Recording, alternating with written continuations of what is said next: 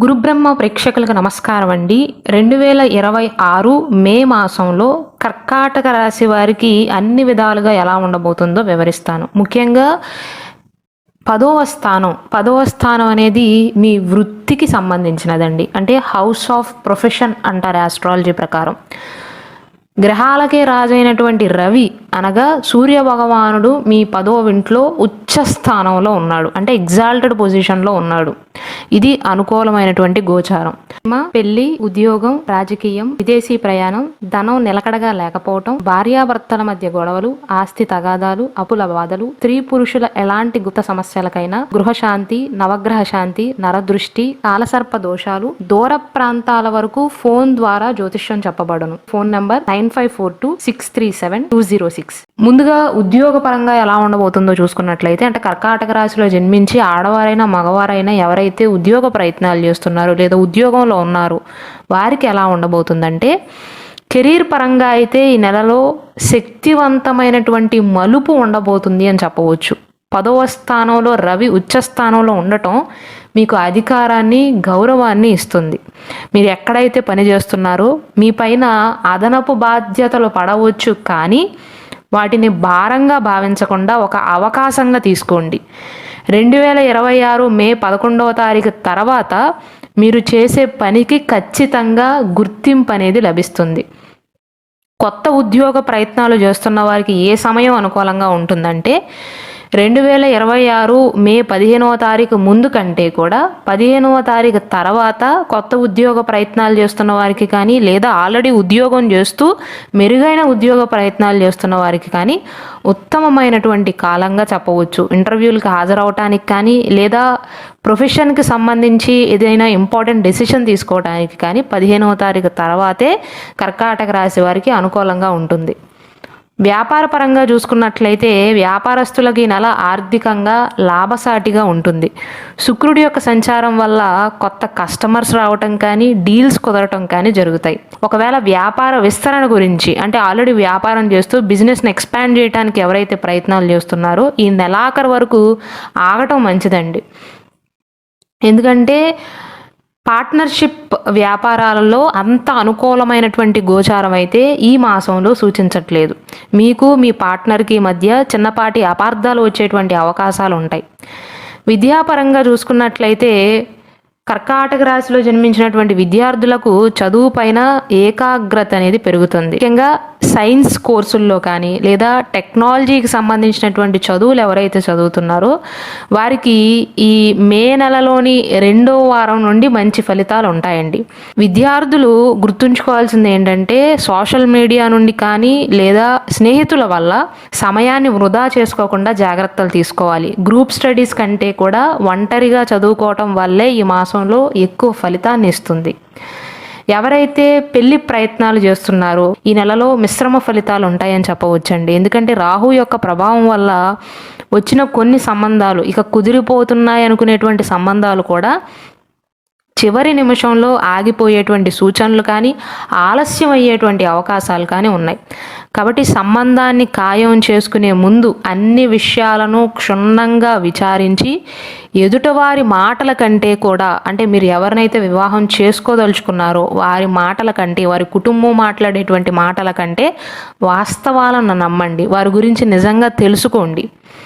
Already వివాహమైన వారికి ఎలా ఉండబోతుందంటే, కుటుంబంలో సాధారణ వాతావరణం ఉంటుందండి. అయితే మీ జీవిత భాగస్వామి యొక్క ఆరోగ్య విషయంలో మాత్రం చిన్నపాటి ఆందోళన ఉండవచ్చు.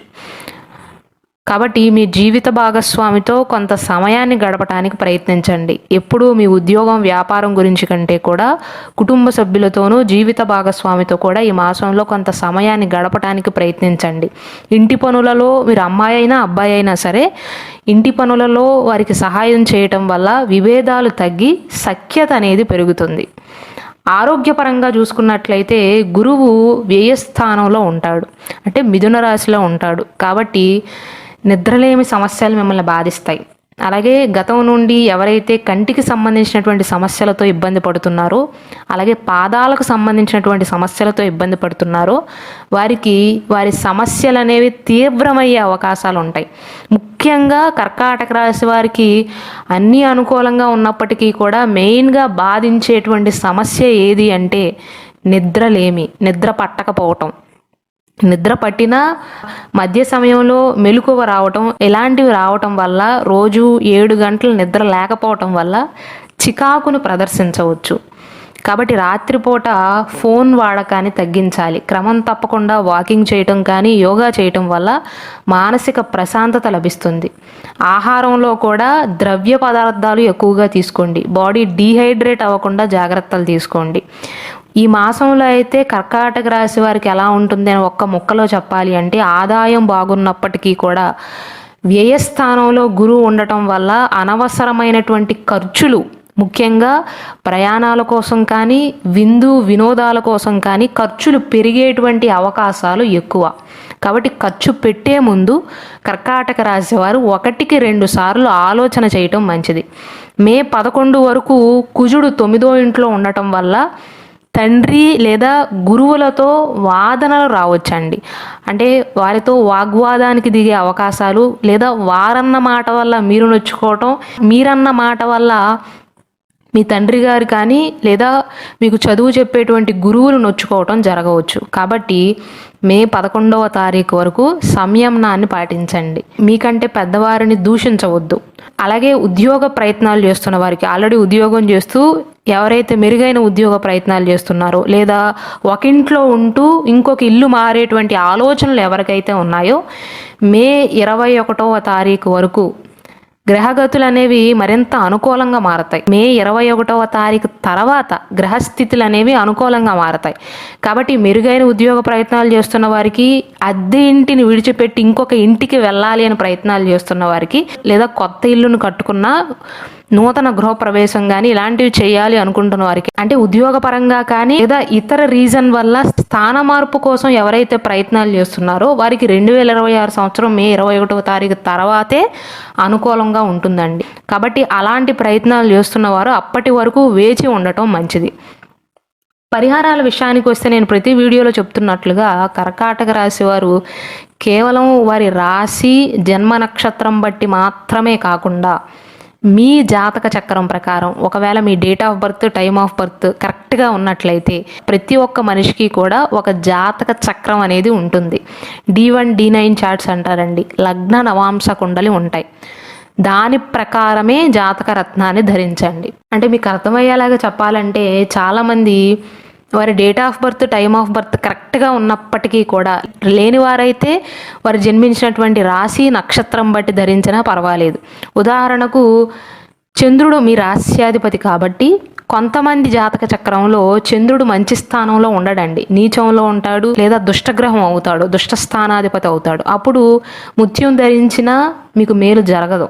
మీ జాతక చక్రంలో ఏ గ్రహం అనుకూలంగా ఉంటే మీకు బలం అనేది తోడవుతుంది, జీవితంలో ముందడుగు వేయగలుగుతారు, యోగకారకుడు ఎవరు, మీకు మంచి చేసేటువంటి గ్రహం ఎవరు, దానికి సంబంధించిన జాతక చక్రాన్ని ధరించటం వల్ల జీవితాంతం మీకు ఒక ప్రొటెక్షన్ లాగా పనిచేస్తుంది. అలాగే ఈ నెలలో గ్రహస్థితులకు సంబంధించి వీలైతే శనివారం నాడు పేదలకు అన్నదానం చేయటం కానీ, లేదా ఎండాకాలం కాబట్టి పక్షుల యొక్క దాహం తీర్చటం వల్ల మంచి ఫలితాలను ఇస్తుంది.